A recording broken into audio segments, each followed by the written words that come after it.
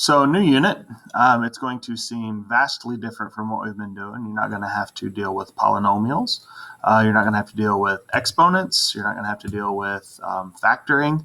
So, this will be kind of a nice change of pace. And I've kind of got this planned out where we're going to spend these next few units, depending on how much we can get through before the end of the year, is going to kind of focus on some skills, algebra still, but some skills that I think will help you guys either realistically when you get out in the real world, or if you have me next year for Math Connections, kind of help you do some of the stuff that we've done. So maybe I don't have to teach as many basic skills in that. So the first thing we're going to do is talk about ratios.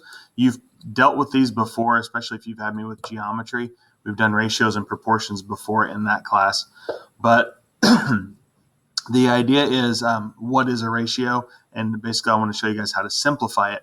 If you're pretty knowledgeable and okay with working with fractions, this should be really straightforward. If you're not, don't worry, I'm going to kind of walk you through it.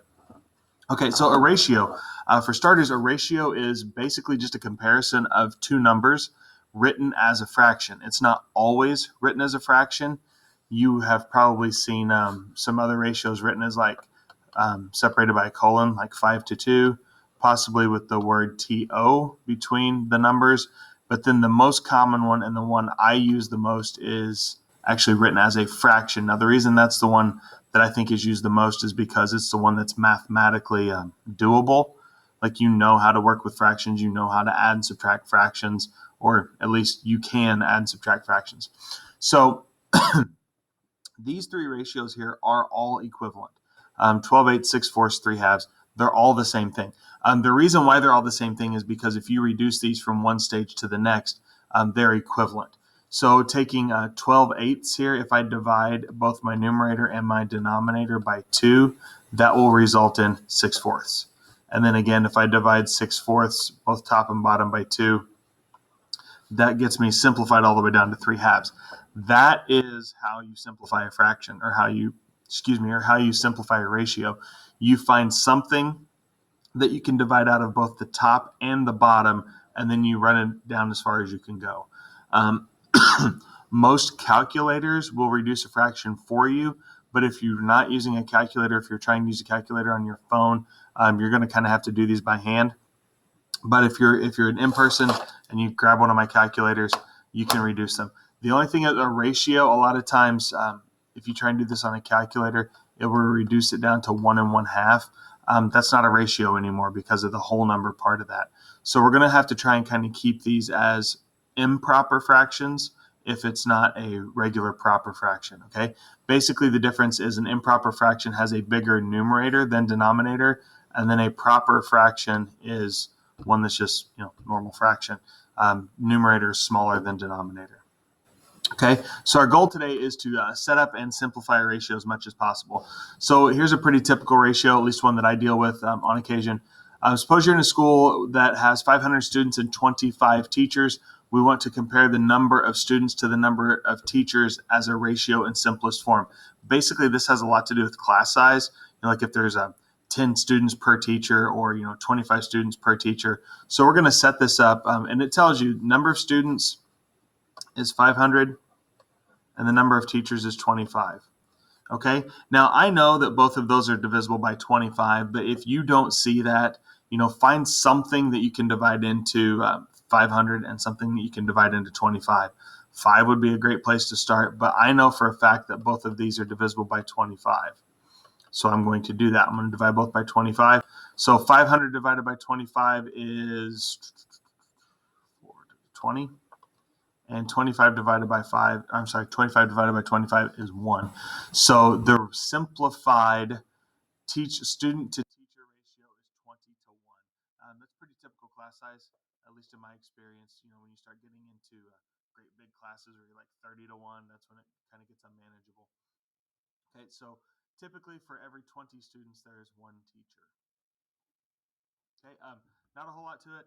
The only thing, and this is something that we might deal with a little bit later on, I haven't quite decided yet, is when you are comparing units like that, they need to be the same. Like, I can't compare centimeters to feet, or I can't compare grams to pounds, right? Both my numerator and my denominator need to be set up with the same unit. So I'm comparing 12 centimeters to 16 centimeters. It's as simple as just set it up and then find something that you can divide out of both. So in this case, I'm going to divide both by 4. And again, if you don't see what to divide by, just kind of play around with it. You don't have to take the biggest thing out at first. If you if you see that they're both divisible by 2, and then your result you see, oh, there's another 2, you can keep dividing these things down, kind of like I did in that first example. So this is going to give us 3/4, so 3 centimeters to 4 centimeters.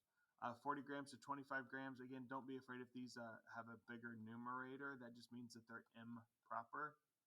So I'm going to divide both of these by, I think, 5. So that's going to leave me 8/5. If you punch it in on a calculator, it's going to tell you it's 1 3/5.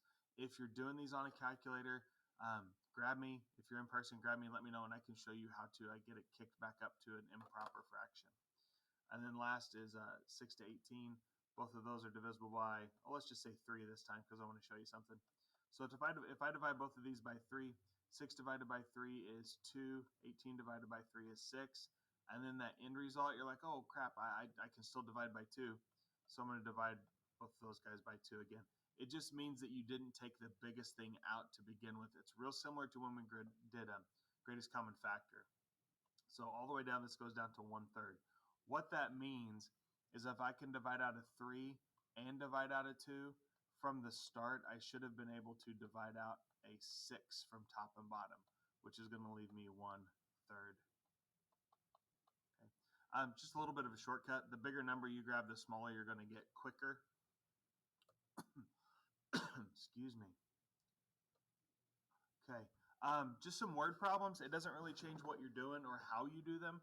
You just kind of have to make sure that you set the ratio up, the correct numerator over the correct denominator. So we've got 506 students and 23 teachers. Ratio of students to teachers. So that means students are on top here. So 506 to 23. And then we're going to go through the process of reducing this. I'm going to try 23 because I can't think of anything that goes into 23. Yep. So what kind of in my head here, I start with the smaller number because it's easier for me to see what goes into 23 than what goes into 506. So 23, I can't think of anything that divides into 23 except 23. It's a prime number. So I just checked real quick on my calculator. I divided 506 by 23, and that gave me 22. And then 23 divided by 23 is 1. So maybe that's a good place to start. Look at the smaller number and kind of come up with your factors. 20 births and 12 deaths. So the ratio of births to deaths, and I know both of those guys are divisible by 4. So that's going to leave me 5/3. So that means for every 5 people that were born, 3 people died. It's kind of a weird thing to think about. This is a kind of a triple ratio here. A recipe for trail mix says to mix dried fruit, oatmeal, nuts in a 3:2:1 ratio. So what that means is that for every 3 units of dried fruit, you're going to put in 2 cups of oatmeal and 1 cup of nuts. So just that's kind of how I think it. You could do by weight, do ounces or whatever, but whatever the units are. So if this were a cup,